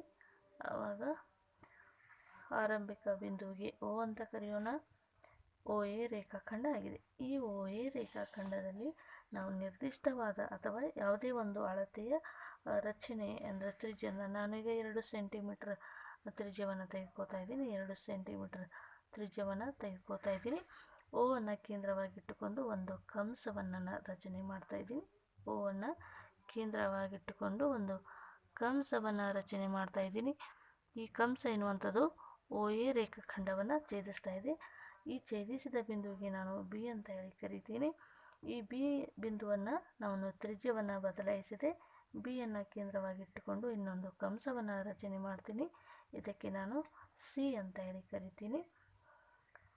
ಓಕೆ, ಮುಂದುವರೆದು ಸಿಯನ್ನು ನಾನು ಕೇಂದ್ರವಾಗಿಟ್ಟುಕೊಂಡು ಮುಂದೆ ಸಿಯನ್ನು ಕೇಂದ್ರವಾಗಿಟ್ಟುಕೊಂಡು ಇನ್ನೊಂದು ಕಂಸವನ್ನು ರಚನೆ ಮಾಡ್ತೀನಿ. ಈ ರೀತಿಯಾಗಿ ಕಂಸವನ್ನು ರಚನೆ ಮಾಡ್ತೀನಿ. ಇದಕ್ಕೆ ಡಿ ಅಂತ ಹೇಳಿ ಕರಿತೀನಿ. ಇವಾಗ ಸಿಯನ್ನು ಕೇಂದ್ರವಾಗಿಟ್ಟುಕೊಂಡು ಈ ರೀತಿಯಾಗಿ ಕಂಸ ಛೇದಕವನ್ನು ರಚನೆ ಮಾಡ್ತೀನಿ. ಡಿಯನ್ನು ಕೇಂದ್ರವಾಗಿಟ್ಟುಕೊಂಡು ಇದೇ ಕಂಸವನ್ನು ಛೇದಿಸ್ತೀನಿ. ಇವಾಗ ಒಂದು ಪಾಯಿಂಟ್ ಸಿಗುತ್ತೆ. ಇದಕ್ಕೆ ನಾವು ಪಿ ಅಂತ ಹೇಳಿ ಕರೆಯೋಣ. ಇವಾಗ ಒ ಪಿಯನ್ನು ರಚನೆ ಮಾಡೋಣ. ಒ ಪಿಯನ್ನು ರಚನೆ ಮಾಡೋಣ. ಇದು 90 ಡಿಗ್ರಿ ನಮಗೆ ಸಿಗ್ತಾ ಇದೆ. ಓಕೆ, 90 ಡಿಗ್ರಿ ಕೋನ ಸಿಗ್ತಾ ಇದೆ. ನಮಗೆ ಬೇಕಾಗಿರುವಂಥದ್ದೇನು 75 ಡಿಗ್ರಿ. ಅಂದರೆ ಇವಾಗ ಇಲ್ಲಿ ಸಿ ಬಿಂದು ಏನಿದೆ ಇದು 60 ಡಿಗ್ರಿ ಆಗಿರುತ್ತೆ. ಇವಾಗ ಒ ಸಿಯನ್ನು ಕೂಡ ನಾವು ಜಾಯಿನ್ ಮಾಡೋಣ. ಒ ಸಿಯನ್ನು ಕೂಡ ಜಾಯಿನ್ ಮಾಡಿದಾಗ ಇದು 60 ಡಿಗ್ರಿ ಇದೆ, ಇದು 90 ಡಿಗ್ರಿ ಇದೆ. ಇವಾಗ ಒ ಪಿ ಮೇಲೆ ಒಂದು ಬಿಂದು ಸಿಗ್ತಾ, ಇದಕ್ಕೆ ನಾವು ಕ್ಯೂ ಅಂತ ಹೇಳಿ ಕರಿತೀನಿ. ಇವಾಗ ಸಿಯನ್ನು ಕೇಂದ್ರವಾಗಿಟ್ಟುಕೊಂಡು ಒ ಮತ್ತು ಸಿ ಮತ್ತು ಕ್ಯೂವನ್ನು ಕೇಂದ್ರವಾಗಿಟ್ಟುಕೊಂಡು ಒಂದು ಕಂಸವನ್ನು ರಚನೆ ಮಾಡ್ತೀನಿ. ನಾನು ಈ ಕಂಸ ಛೇದಕವನ್ನು ರಚನೆ ಮಾಡ್ತೀನಿ. ಇಲ್ಲಿ ಒಂದು ಬಿಂದು ಸಿಗ್ತಾ ಇದೆ, ಇದಕ್ಕೆ ನಾನು ಆರ್ ಅಂತೇಳಿ ಕರಿತೀನಿ. ಅಂದರೆ ಇವಾಗ 60 ಡಿಗ್ರಿ ಏನಿದೆ ನಮಗೆ 60ಕ್ಕಿಂತ ಜಾಸ್ತಿ ಬೇಕು, 90ಕ್ಕಿಂತ ಕಡಿಮೆ ಬೇಕು, 75 ಡಿಗ್ರಿ. 60ಕ್ಕೆ ನಾವು 15ಅನ್ನು ಏನು ಮಾಡ್ತಾ ಇದ್ದೀವಿ, 15ಅನ್ನು ಕೂಡಬೇಕಾಗ್ತದೆ. ಇವಾಗ ಇದು 60 ಡಿಗ್ರಿ ಅಂತಂದರೆ ಮುಂದೆ ಉಳಿಯುವಂಥದ್ದು ಎಷ್ಟು, 30 ಡಿಗ್ರಿ ಉಳಿಯುತ್ತೆ. ಈ 30 ಡಿಗ್ರಿಯ ಕೋನಾರ್ಧಕವನ್ನು ರಚನೆ ಮಾಡಿದರೆ ನಮಗೆ 15 ಸಿಗುತ್ತೆ. 60ರಲ್ಲಿ 15ಅನ್ನು ಕೂಡಿದಾಗ 75 ಸಿಗುತ್ತೆ. ಸೊ ಅದಕ್ಕಾಗಿ ಈ 60 ಡಿಗ್ರಿಯನ್ನು ಬಿಟ್ಟು ನೆಕ್ಸ್ಟು ಇದು 30 ಡಿಗ್ರಿ ಆಗಿರುತ್ತೆ. ಇವಾಗ ಟೋಟಲ್ ಇದು 90 ಡಿಗ್ರಿ ಆಯಿತು. ಈ 30 ಡಿಗ್ರಿಯ ಕೋನಾರ್ಧಕವನ್ನು ನಾವು ರಚನೆ ಮಾಡಿದಾಗ ಓ ಆರ್ ಎನ್ನುವಂಥದ್ದು 30 ಡಿಗ್ರಿಯ ಕೋನಾರ್ಧಕವಾಗಿರುತ್ತೆ. ಇವಾಗ ಓ ಆರನ್ನು ನಾನು ಜೋಡಿಸ್ತಾ ಇದ್ದೀನಿ. ಇವಾಗ ನಮಗೆ ಕೋನ ಸಿಗುತ್ತೆ 75 ಡಿಗ್ರಿ. ಯಾವುದಂತ ನೋಡಿ, R O A angle R O A ಎನ್ನುವಂಥದ್ದು 75 ಡಿಗ್ರಿ ಆಗಿದೆ.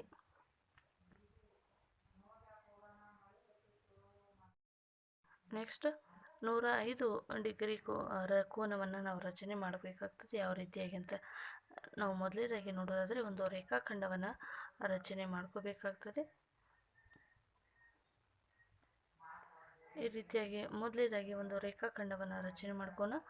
ಈ ರೇಖಾಖಂಡ ಏನಾಗಿದೆ, ಮೊದಲೇ ಆರಂಭಿಕ ಬಿಂದು ಓ ಆಗಿರಲಿ, ನಂತರ ಎ. ಇವಾಗ ಓವನ್ನು ಕೇಂದ್ರವಾಗಿಟ್ಟುಕೊಂಡು ಒಂದು ಕಂಸವನ್ನು ರಚನೆ ಮಾಡ್ತೀನಿ. ಓವನ್ನು ಕೇಂದ್ರವಾಗಿಟ್ಟುಕೊಂಡು ಒಂದು ಕಂಸವನ್ನು ರಚನೆ ಮಾಡ್ತೀನಿ. ಆ ಓ ಕೇಂದ್ರವನ್ನು ನಾವು ಈ ರೀತಿಯಾಗಿ ಕಂಸವನ್ನು ರಚನೆ ಮಾಡ್ಕೋಬೇಕಾಗ್ತದೆ. ಕಂಸವನ್ನು ರಚನೆ ಮಾಡಿದ ನಂತರ ಇವಾಗ 105 ಡಿಗ್ರಿ ಆಗಿರೋದ್ರಿಂದ ನಾವು 90 ಡಿಗ್ರಿವರೆಗೆ ನಾವು ರಚನೆಯನ್ನು ಮಾಡ್ಕೋಣ.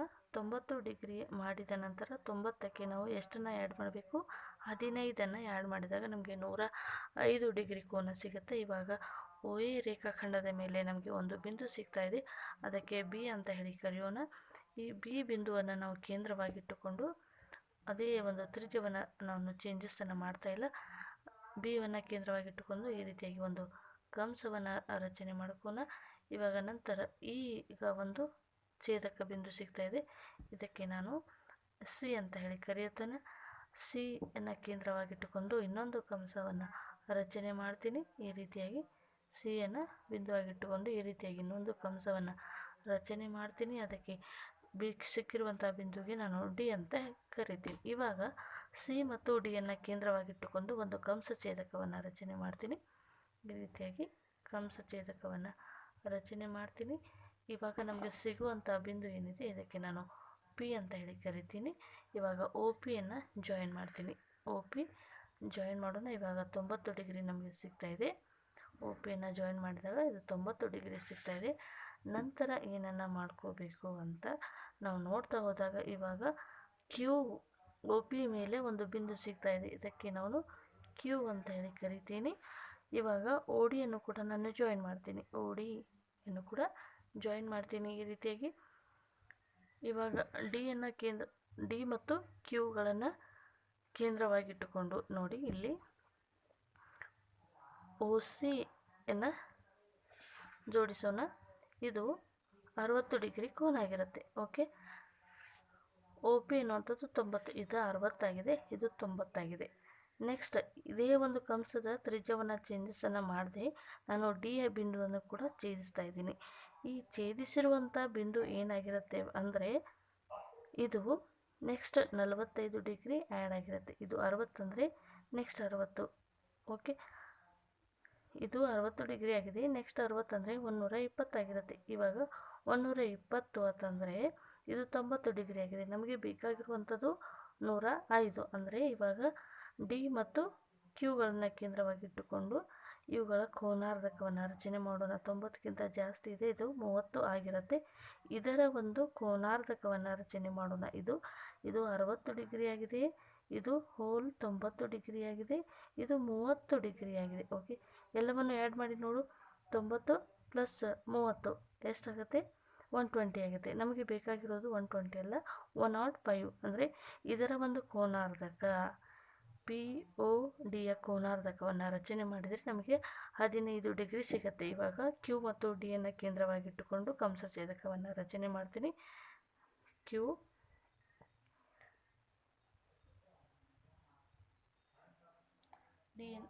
ಡಿಯನ್ನು ಕೇಂದ್ರವಾಗಿಟ್ಟುಕೊಂಡು ಈ ರೀತಿಯಾಗಿ ಕಂಸಛೇದಕವನ್ನು ರಚನೆ ಮಾಡ್ತೀನಿ. ಇಲ್ಲಿ ಕೂಡ ಒಂದು ಬಿಂದು ಸಿಗ್ತಾ ಇದೆ, ಇದಕ್ಕೆ ನಾನು ಆರ್ ಅಂತ ಕರಿತೀನಿ. ಇವಾಗ ಓ ಆರನ್ನು ಜೋಡಿಸ್ತೀನಿ. ಓ ಆರನ್ನು ಜಾಯಿನ್ ಮಾಡಿದಾಗ ನಮಗೆ ಸಿಗುವಂಥದ್ದು ಈ ಒಂದು ಪಿ ಒ ಡಿಯ ಕೋನಾರ್ಧಕ ಸಿಗುತ್ತೆ, ಅದು ಓ ಆರ್ ಆಗಿದೆ. ಇವಾಗ ನೋಡಿ ನಮಗೆ 105 ಡಿಗ್ರಿ ಕೋನ ಸಿಗ್ತಾ ಇದೆ. ಯಾವುದು 105 ಡಿಗ್ರಿ ಅಂದರೆ angle R O A. Angle R O A ಎನ್ನುವಂಥದ್ದು 105 ಡಿಗ್ರಿ ಆಗಿದೆ. ನೋಡಿ ಇನ್ನೊಂದು ಸಾರಿ ನೋಡಿ, ಸಿ ಒ ಬಿ ಅಥವಾ ಎ ಅಂತ ಕರೀರಿ. ಸಿ ಒ ಬಿ ಎನ್ನುವಂಥದ್ದು 60 ಡಿಗ್ರಿ ಇದೆ, ಪಿ ಒ ಬಿ ಎನ್ನುವಂಥದ್ದು 90 ಡಿಗ್ರಿ ಇದೆ, ಮತ್ತು ಇಲ್ಲಿ ಡಿ ಒ ಪಿ ಎನ್ನುವಂಥದ್ದು 30 ಡಿಗ್ರಿ ಆಗಿತ್ತು. ಈ 30 ಡಿಗ್ರಿಯ ಕೋನಾರ್ಧಕವನ್ನು ರಚನೆ ಮಾಡಿದಾಗ ಇಲ್ಲಿ 15 ಡಿಗ್ರಿ ಸಿಗ್ತಾ ಇದೆ ನಮಗೆ. ಆರ್ ಒ ಪಿ ಎನ್ನುವಂಥದ್ದು 15 ಡಿಗ್ರಿ ಆದರೆ 90ಕ್ಕೆ 15 ಕೂಡಿದಾಗ ನಮಗೆ 105 ಡಿಗ್ರಿ ಸಿಗುತ್ತೆ. ಈ ರೀತಿಯಾಗಿ ನಾವು ಕೋನಗಳನ್ನು ರಚನೆ ಮಾಡ್ಕೋಬೇಕಾಗ್ತದೆ. ನೆಕ್ಸ್ಟ್ ಎಷ್ಟಿದೆಯಪ್ಪ ಅಂದರೆ 135 ಕೋನವನ್ನು ರಚನೆ ಮಾಡಬೇಕಾಗ್ತದೆ. ಯಾವ ರೀತಿಯಾಗಿ ಅಂತ ನೋಡ್ತಾನ. ಓಕೆ, ಇವಾಗ ನೆಕ್ಸ್ಟ್ 135 ಡಿಗ್ರಿ ಕೋನವನ್ನು ಯಾವ ರೀತಿಯಾಗಿ ರಚನೆ ಮಾಡೋದಂತ ನೋಡ್ತಾ ಹೋಗೋಣ. ಮೊದಲನೇದಾಗಿ ಒಂದು ರೇಖಾಖಂಡವನ್ನು ರಚನೆ ಮಾಡ್ಕೋಬೇಕಾಗ್ತದೆ. ರೇಖಾಖಂಡ 135 ಡಿಗ್ರಿ ಅಂದರೆ 90 ಡಿಗ್ರಿಗಿಂತ ಜಾಸ್ತಿ ಇರುತ್ತೆ. ಸೊ ಅವಾಗ ನಾವು ಮಧ್ಯ ಬಿಂದುವನ್ನು ಈ ರೀತಿಯಾಗಿ ಗುರುತಿಸೋಣ. ಓ ಬಿಂದು, ನಂತರ ಇದು ಒ ಎ ರೇಖಾಖಂಡ ಇದೆ. ಇವಾಗ ಓ ಅನ್ನು ಕೇಂದ್ರವಾಗಿಟ್ಟುಕೊಂಡು ಒಂದು ಅಳತೆಯ ತ್ರಿಜ್ಯವನ್ನು ತೆಗೆದುಕೊಂಡು ತ್ರಿಜ್ಯವನ್ನು ಬದಲಾಯಿಸಿದೆ. ಇವಾಗ 2 ಸೆಂಟಿಮೀಟರ್ ಇರುವಂಥ ಒಂದು ತ್ರಿಜ್ಯವನ್ನು ಅಳತೆ ತೆಗೆದುಕೊತಾ ಇದ್ದೀನಿ. ಇವಾಗ ಕೇಂದ್ರ ಬಿಂದು ಓ ಆಗಿ ಇಟ್ಟುಕೊಂಡು ಒಂದು ಕಂಸವನ್ನು ರಚನೆ ಮಾಡ್ತೀನಿ. ನಾನು ಈ ಒಂದು ರೇಖಾಖಂಡವನ್ನು ಛೇದಿಸುವ ಹಾಗೆ ಒಂದು ಕಂಸವನ್ನು ರಚನೆ ಮಾಡೋಣ. ಇವಾಗ ಒ ಎ ರೇಖಾಖಂಡವನ್ನು ಒಂದು ಬಿಂದುವಿನಲ್ಲಿ ಈ ಕಂಸ ಛೇದಿಸ್ತಾ ಇದೆ. ಇದಕ್ಕೆ ನಾವು ಬಿ ಅಂತ ಹೇಳಿ ಕರೆಯೋಣ. ಬಿ ಬಿಂದುವನ್ನು ಕೇಂದ್ರವಾಗಿಟ್ಟುಕೊಂಡು ನಾನು ತ್ರಿಜ್ಯವನ್ನು ಬದಲಾಯಿಸದೆ ಒ ಬಿ ಬಿಂದುವನ್ನು ಕೇಂದ್ರವಾಗಿಟ್ಟುಕೊಂಡು ಇನ್ನೊಂದು ಕಂಸವನ್ನು ರಚನೆ ಮಾಡೋಣ. ಇದು 60 ಡಿಗ್ರಿಗೆ ಸಮನಾಗಿರುತ್ತೆ. ಇವಾಗ ನಮಗೆ ನಂತರ ಸಿಗುವಂಥ ಬಿಂದುವಿಗೆ ಸಿ ಅಂತ ಕರೆಯೋಣ. ಈ ಸಿ ಬಿಂದುವನ್ನು ಕೇಂದ್ರವಾಗಿಟ್ಟುಕೊಂಡು ಇನ್ನೊಂದು ಕಂಸವನ್ನು ರಚಿಸೋಣ. ಓಕೆ, ಇದು ಕಂಸವನ್ನು ಪೂರ್ತಿಯಾಗಿ ರಚನೆ ಮಾಡೋಣ. ಮೊದಲನೇದಾಗಿ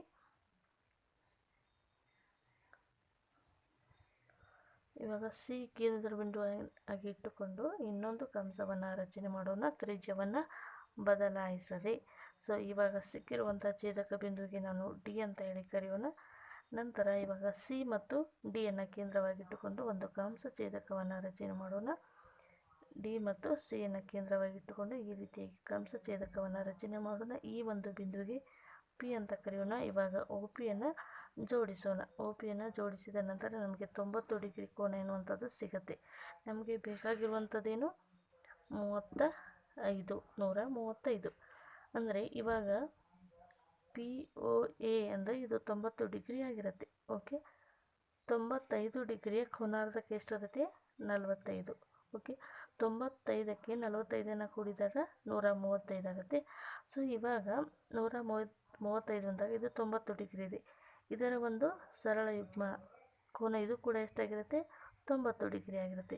ಸೊ ಇವಾಗ ಈ ಒಂದು 90 ಡಿಗ್ರಿಯ ಒಂದು ಕೋನಾರ್ಧಕವನ್ನು ನಾವು ರಚನೆ ಮಾಡ್ಕೋಣ. ಈ ಕಡೆ ಬರುವಂಥ ಕೋನಾರ್ಧಕ. ಇವಾಗ ಡಿ ಬಿಂದುವನ್ನು ನಾವು ಕೇಂದ್ರವಾಗಿಟ್ಟುಕೊಂಡು ಇನ್ನೊಂದು ಕಂಸವನ್ನು ರಚನೆ ಮಾಡಿದರೆ ಅದು ಒ ಎ ರೇಖಾಖಂಡದ ಮೇಲೇ ಬರುತ್ತೆ. ಸೊ ಇವಾಗ ಈ ಒಂದು ಛೇದಕ ಬಿಂದು ಅಂದರೆ ಇದಕ್ಕೆ ನಾನು ಬಿ ಡ್ಯಾಶ್ ಅಂತ ಕರಿತೀನಿ. ಈ ಕಡೆ ಬಿ ಇದೆ, ಈ ಕಡೆ ಬಿ ಡ್ಯಾಶ್ ಅಂತ ಕರಿತೀನಿ. ಇದು ಎ ಡ್ಯಾಶ್ ಆಗಿರಲಿ. ಸೊ ಇವಾಗ ಡಿ ಮತ್ತು ಬಿ ಡ್ಯಾಶ್ ಕೇಂದ್ರವನ್ನು ತೆಗೆದುಕೊಂಡು ಇಲ್ಲಿ ಕೋನಾರ್ಧಕವನ್ನು ರಚನೆ ಮಾಡ್ತೀನಿ. ಅಂದರೆ P O A dash, P O A ಡ್ಯಾಶ್ನ ಕೋನಾರ್ಧಕವನ್ನು ರಚನೆ ಮಾಡ್ತೀನಿ. ಬಿ ಡ್ಯಾಶ್ ಮತ್ತು ಡಿಯನ್ನು ಕೇಂದ್ರವಾಗಿಟ್ಟುಕೊಂಡು ಒಂದು ಕೇಂದ್ರವನ್ನು ರಚನೆ ಮಾಡಿಕೊಂಡಾಗ ಇವಾಗ ಬಿ ಡ್ಯಾಶ್ ಮತ್ತು ಡಿ ಬಿಂದುಗಳನ್ನು ಕೇಂದ್ರವಾಗಿಟ್ಟುಕೊಂಡು ಒಂದು ಕಂಸಛೇದಕವನ್ನು ರಚನೆ ಮಾಡ್ತಿದ್ದೀನಿ. ಇದಕ್ಕೆ ನಾನು ಆರ್ ಅಂತ ಹೇಳಿ ಕರಿತೀನಿ. ಇವಾಗ ಒ ಆರನ್ನು ಜಾಯಿನ್ ಮಾಡ್ತಾ ಇದ್ದೀನಿ. ಒ ಆರನ್ನು ಜಾಯಿನ್ ಮಾಡಿದ ಮೇಲೆ ಈಗ ನಮಗೇನು ಸಿಗುತ್ತೆ ಅಂದರೆ 90 ಡಿಗ್ರಿಯ ಕೋನಾರ್ಧಕ ಸಿಗುತ್ತೆ. ಇವಾಗ ಪಿ ಒ ಎ ಮತ್ತು ಪಿ ಒ ಎ ಡ್ಯಾಶ್ ಎರಡೂ ಕೂಡ ಏನಾಗ್ತಾ ಇದ್ದಾವೆ? ಸರಳ ಯುಗ್ಮಗಳಿದ್ದಾವೆ. ಎರಡೂ ಕೂಡ 90 ಡಿಗ್ರಿ. ಇವಾಗ 90 ಡಿಗ್ರಿ ನಮಗೆ ಆಲ್ರೆಡಿ ಸಿಕ್ಕಿದೆ. ನಮಗೆ ಬೇಕಾಗಿರುವಂಥದ್ದೇನು? 135 ಡಿಗ್ರಿ. 90ಕ್ಕೆ 45 ಕೂಡಿದಾಗ 135 ಸಿಗುತ್ತೆ. ಇವಾಗ ಪಿ ಒ ಎ ಡ್ಯಾಶ್ನ ಕೋನಾರ್ಧಕವನ್ನು ರಚನೆ ಮಾಡಿದಾಗ 45 ಡಿಗ್ರಿ ನಮಗೆ ಸಿಗುತ್ತೆ. ಸೊ ಇವಾಗ ಆ್ಯಂಗಲ್ ಆರ್ ಒ ಎ ಎನ್ನುವಂಥದ್ದು 135 ಡಿಗ್ರಿ ಕೋನ. ಈ ರೀತಿಯಾಗಿ ನಾವು ರಚನೆಯನ್ನು ಮಾಡ್ಕೋಬೇಕಾಗ್ತದೆ. 5ನೇ ಪ್ರಶ್ನೆ, ದತ್ತ ಬಾಹುವಿಗೆ ಅನುಗುಣವಾಗಿ ಒಂದು ಸಮಬಾಹು ತ್ರಿಭುಜವನ್ನು ರಚಿಸಿ ಮತ್ತು ಅದರ ರಚನೆಯನ್ನು ಸಮರ್ಥಿಸಿ ಅನ್ನುವಂಥದ್ದು ಪ್ರಶ್ನೆ ಇದೆ. ಇಲ್ಲಿ ಸಮಬಾಹು ತ್ರಿಭುಜ ಅಂತಂದರೆ ಸಮಬಾಹು ತ್ರಿಭುಜದ ಕೋನಗಳ ಅಳತೆಗೆ ಸಂಬಂಧಿಸಿದ ಹಾಗೆ ಸಮಬಾಹು ತ್ರಿಭುಜದಲ್ಲಿ ಪ್ರತಿಯೊಂದು ಕೋನದ ಅಳತೆ 60 ಡಿಗ್ರಿ ಆಗಿರುತ್ತೆ. ಸೊ ನಿಮಗೆ ಗೊತ್ತಿದೆ, ಹಿಂದಿನ ಪ್ರಶ್ನೆಗಳನ್ನು ನೋಡಿದರೆ 60 ಡಿಗ್ರಿ ಕೋನವನ್ನು ಯಾವ ರೀತಿಯಾಗಿ ರಚನೆ ಮಾಡೋದಂತ. ಅದೇ ರೀತಿಯಾಗಿ ಕೋನವನ್ನು ರಚನೆ ಮಾಡ್ತಾ ಒಂದು ಸಮಬಾಹು ತ್ರಿಭುಜವನ್ನು ರಚಿಸುವುದು ಯಾವ ರೀತಿಯಾಗಿ ಅಂತ ನೋಡ್ತಾ ಬರೋಣ. ಒಂದು ಸಮಬಾಹು ತ್ರಿಭುಜ ಅಂತಂದಾಗ ಮೊದಲನೇದಾಗಿ ಎ ಬಿ ರೇಖಾಖಂಡವನ್ನು ರಚನೆ ಮಾಡ್ಕೋಬೇಕು. ಒಂದು ಸಮಬಾಹು ತ್ರಿಭುಜವನ್ನು ರಚನೆ ಮಾಡ್ಕೋಬೇಕಾದ್ರೆ ಮೊದಲನೇದಾಗಿ ಒಂದು ರೇಖಾಖಂಡವನ್ನು ರಚನೆ ಮಾಡ್ಕೋಬೇಕು. ಆರಂಭಿಕ ಬಿಂದುವಿಗೆ ಎ ಅಂತ ಕರೆಯೋಣ. ಇದನ್ನು ಎ ಬಿ ರೇಖಾಖಂಡ ಅಂತೇಳಿ ಕರೆಯೋಣ. ಮೊದಲನೇದಾಗಿ ಒಂದೇ ಒಂದು ತ್ರಿಜ್ಯದ ಅಳತೆ ಅಂದರೆ ಒಂದೇ ನಿಮಗೆ ಬೇಕಾಗುವಂಥ ತ್ರಿಜ್ಯದ ಅಳತೆಯನ್ನು ತೆಗೆದುಕೊಂಡು ಮೊದಲನೇದಾಗಿ ಎ ಬಿಂದುವನ್ನು ಕೇಂದ್ರವಾಗಿಟ್ಟುಕೊಂಡು ಒಂದು ಕಂಸವನ್ನು ರಚನೆ ಮಾಡೋಣ. ಈ ರೀತಿಯಾಗಿ ಇದು ಎ ಬಿ ರೇಖಾಖಂಡವನ್ನು ಒಂದು ಬಿಂದುವಿನಲ್ಲಿ ಏನು ಮಾಡುತ್ತೆ? ಛೇದಿಸ್ತಾರೆ. ಇದಕ್ಕೆ ನಾವು ಡಿ ಅಂತ ಹೇಳಿ ಕರೆಯೋಣ. ನಂತರ ಡಿಯನ್ನು ಕೇಂದ್ರವಾಗಿಟ್ಟುಕೊಂಡು ತ್ರಿಜ್ಯವನ್ನು ಬದಲಾಯಿಸದೆ ಮತ್ತೊಂದು ಕಂಸವನ್ನು ರಚನೆ ಮಾಡೋಣ. ಇದಕ್ಕೆ ನಾವು ಇನ್ನೊಂದು ಹೆಸರನ್ನು ಕೊಡೋಣ, ಇ ಅಂತ ಹೇಳಿ. ಓಕೆ, ಇವಾಗ ಎ ಇ ಬಿಂದುವನ್ನು ಜೋಡಿಸೋಣ. ಇವಾಗ ಈ ಬಿಂದುವನ್ನು ಜೋಡಿಸೋಣ. ನಂತರ ಇದು 60 ಡಿಗ್ರಿ ಕೋನವನ್ನು ಹೊಂದಿರುತ್ತೆ. ನಂತರ ಇವಾಗ ತ್ರಿಭುಜವನ್ನು ಕೇಳಿದ್ದಾರೆ. ಇಲ್ಲಿ ಬಳಸಿರುವಂಥ ತ್ರಿಜ್ಯವನ್ನು ತೆಗೆದುಕೊಂಡು ಬಿಯನ್ನು ಕೇಂದ್ರವಾಗಿಟ್ಟುಕೊಂಡು ಇಲ್ಲಿ ಕೂಡ ಒಂದು ಕಂಸವನ್ನು ರಚನೆ ಮಾಡ್ಕೋಬೇಕಾಗ್ತದೆ. ಈ ರೀತಿಯಾಗಿ ಎ ಬಿಯನ್ನು ಛೇದಿಸುವ ಹಾಗೆ ಒಂದು ಕಂಸವನ್ನು ರಚನೆ ಮಾಡ್ಕೋಬೇಕು. ಇದಕ್ಕೆ ನಾವು ಏನಂತ ಕರೆಯೋಣ? ಎಫ್ ಅಂತ ಒಂದು ಹೆಸರನ್ನು ತೆಗೆದುಕೊಳ್ಳೋಣ. ಎಫ್ ಬಿಂದು ಆಗಿದೆ. ಈ ಎಫ್ ಬಿಂದುವನ್ನು ಕೇಂದ್ರವಾಗಿಟ್ಟುಕೊಂಡು ಇನ್ನೊಂದು ಕಂಸವನ್ನು ರಚಿಸೋಣ. ಇದಕ್ಕೆ ಜಿ ಅಂತ ಕರೆಯೋಣ. ಇವಾಗ ಇದನ್ನು ಜಿ ಬಿಂದು ಅಂತ ಕರೆಯೋಣ. ಇವಾಗ ಬಿ ಮತ್ತು ಜಿ ಬಿಂದುಗಳನ್ನು ಸೇರಿಸೋಣ. ಇವಾಗ ಈ ಎರಡೂ ಬಿಂದುವನ್ನು ನಾವು ವೃದ್ಧಿಸೋಣ. ಎ ಇ ಮತ್ತು ಬಿ ಜಿ ಎರಡು ರೇಖೆಗಳನ್ನು ಮುಂದುವರೆದು ವೃದ್ಧಿಸಿದಾಗ ಅದು ಒಂದು ಬಿಂದುವಿನಲ್ಲಿ ಛೇದಿಸುತ್ತೆ. ಛೇದಿಸಿದ ಬಿಂದುವಿಗೆ ನಾವು ಏನಂತ ಕರೆಯೋಣ? ಹೆಚ್ ಅಂತ ಕರೆಯೋಣ. ಇವಾಗ ಇದು ಒಂದು ಸಮಬಾಹು ತ್ರಿಭುಜ ಆಗಿ ನಮಗೆ ಸಿಗತ್ತೆ. ಇದನ್ನು ಕೋನಮಾಪಕ ಸಹಾಯದಿಂದ ನೀವು ಅಳತೆಯನ್ನು ಮಾಡಿ ಅಂತ ಅಂದಿದ್ದಾರೆ. ಸೊ ಇವಾಗ ಪ್ರತಿಯೊಂದು ಬಾಹುವಿನ ಅಳತೆ 60 ಡಿಗ್ರಿ ಆಗಿರುತ್ತೆ. ಪ್ರತಿಯೊಂದು ಬಾಹುವಿನ ಉದ್ದ ಕೂಡ ಸಮನಾಗಿರೋದರಿಂದ ಇದು ಒಂದು ಸಮಬಾಹು ತ್ರಿಭುಜ ಆಗಿರುತ್ತದೆ. ಇದನ್ನು ಕೋನಮಾಪಕ ಸಹಾಯದಿಂದ ನೀವು ನೋಡಿ, ಇದು 60 ಡಿಗ್ರಿ ಕೋನ ಆಗಿರುತ್ತೆ. ಇದನ್ನು ಯಾವ ರೀತಿಯಾಗಿ ನಾವು ಜಸ್ಟಿಫಿಕೇಷನನ್ನು ಮಾಡಬೇಕು ಅಂತ ನೋಡ್ತಾ ಹೋಗೋಣ. ಓಕೆ, ಸಮರ್ಥನೆಯನ್ನು ನೋಡೋಣ. ಇವಾಗ ಆ ರಚನೆಯಿಂದ ಎ ಬಿ ಕೂಡ 4 ಸೆಂಟಿಮೀಟರ್ ಇದೆ. ಮೊದಲೇದಾಗಿ ನಾವು ಎ ಬಿ ಒಂದು ರೇಖಾಖಂಡವನ್ನು ರಚನೆ ಏನು ಮಾಡ್ಕೋತೀವಿ, ನಮಗೆ ಬೇಕಾಗಿರುವಂಥ ಒಂದು ಅಳತೆಯನ್ನು ತೆಗೆದುಕೊಳ್ಳೋಣ. 4 ಸೆಂಟಿಮೀಟರ್ ಇರುವಂಥ ಒಂದು ರೇಖಾಖಂಡವನ್ನು ರಚನೆ ಮಾಡ್ಕೊಂಡು ಅದಕ್ಕೆ ಎ ಬಿ ಅಂತ ಹೇಳಿ ಕರೆಯೋಣ. ಆ್ಯಂಗಲ್ ಎ 60 ಡಿಗ್ರಿ ಇದೆ, ಆ್ಯಂಗಲ್ ಬಿ ಕೂಡ 60 ಡಿಗ್ರಿ ಆಗಿರುತ್ತೆ. ಇವಾಗ ತ್ರಿಭುಜ ಎ ಬಿ ಸಿನಲ್ಲಿ ತ್ರಿಭುಜ ಎ ಬಿ ಸಿ ಅಂದಾಗ ಇಲ್ಲಿ ಮೊದಲೇದಾಗಿ ನಾವು ರೇಖಾಖಂಡವನ್ನು ಏನು ರಚನೆ ಮಾಡ್ಕೊಂಡ್ವಿ, ಇದು 4 ಸೆಂಟಿಮೀಟರ್ ಇರುತ್ತೆ. ನಂತರ ಎ ಸಿಯನ್ನು ಜೋಡಿಸಿದ ನಂತರ ಬಿ ಸಿಯನ್ನು ಜೋಡಿಸಿದ ನಂತರ ಇವು ಕೂಡ ಏನಾಗಿರ್ತವೆ, ಎರಡು ಕೂಡ 4 ಸೆಂಟಿಮೀಟರ್ ಆಗಿರುತ್ತೆ. ಹಾಗಾಗಿ 4 ಬಾಹುಗಳು ಸಮನಾಗಿರೋದ್ರಿಂದ ಇದಕ್ಕೆ 4 ಸೆಂಟಿಮೀಟರ್, ಪ್ರತಿಯೊಂದು ಬಾಹುವಿನ ಅಳತೆ 4 ಸೆಂಟಿಮೀಟರ್ ಆಗಿರುತ್ತೆ. ಹಾಗಾದರೆ ತ್ರಿಭುಜ ಎ ಬಿ ಸಿನಲ್ಲಿ ಒಂದು ತ್ರಿಭುಜದ ಒಳಕೋನಗಳ ಮೊತ್ತ 180 ಡಿಗ್ರಿಗೆ ಸಮನಾಗಿರ್ತದೆ. ಇವಾಗ ಒಂದು ಸಮಬಾಹು ತ್ರಿಭುಜ ಅಂದರೆ ಯಾವುದೇ ಒಂದು ತ್ರಿಭುಜದ ಒಳಕೋನಗಳ ಮೊತ್ತ 180 ಡಿಗ್ರಿಗೆ ಸಮನಾಗಿರ್ತದೆ. ಹಾಗಾಗಿ angle A, angle B, angle C = 180 degree. So ಇವಾಗ ಎರಡು ಕೋನಗಳ ಅಳತೆಯನ್ನು ನಾವು ಕಂಡುಹಿಡ್ಕೊಂಡ್ವಿ, 60 ಡಿಗ್ರಿ 60 ಡಿಗ್ರಿ ಅಂತ. ಸೊ ಎರಡನ್ನು ಕೂಡಿ 120 ಆಗುತ್ತೆ. 180ಯಲ್ಲಿ 120ಯನ್ನು ಮೈನಸ್ ಮಾಡಿ ಆ್ಯಂಗಲ್ ಸಿ ಕೂಡ 60 ಡಿಗ್ರಿ ಆಗಿರುತ್ತೆ. ಸೊ ಇವಾಗ ಬಿ ಸಿ ಮತ್ತು ಸಿ ಎಗಳ ಅಳತೆ ಕೂಡ 4 ಸೆಂಟಿಮೀಟರ್ ಆಗಿರುತ್ತೆ. ಪ್ರತಿಯೊಂದು ಬಾಹುವಿನ ಅಳತೆ 4 ಸೆಂಟಿಮೀಟರ್ ಆದರೆ ಪ್ರತಿಯೊಂದು ಕೋನದ ಅಳತೆ 60 ಡಿಗ್ರಿ ಆಗಿದ್ದರೆ ಇದು ಒಂದು ಸಮಬಾಹು ತ್ರಿಭುಜ ಅಂತ ನಾವಿಲ್ಲಿ ಸಮರ್ಥನೆಯನ್ನು ಕೊಡಬೇಕಾಗ್ತದೆ. ಸೊ ಫ್ರೆಂಡ್ಸ್, ರಚನೆಗಳಿಗೆ ಸಂಬಂಧಿಸಿದ ಮೊದಲ ಒಂದು ಎಕ್ಸಸೈಸ್ನಲ್ಲಿ ಬರುವಂಥ ಪ್ರಶ್ನೆಗಳು ಈ ರೀತಿಯಾಗಿದ್ದವು.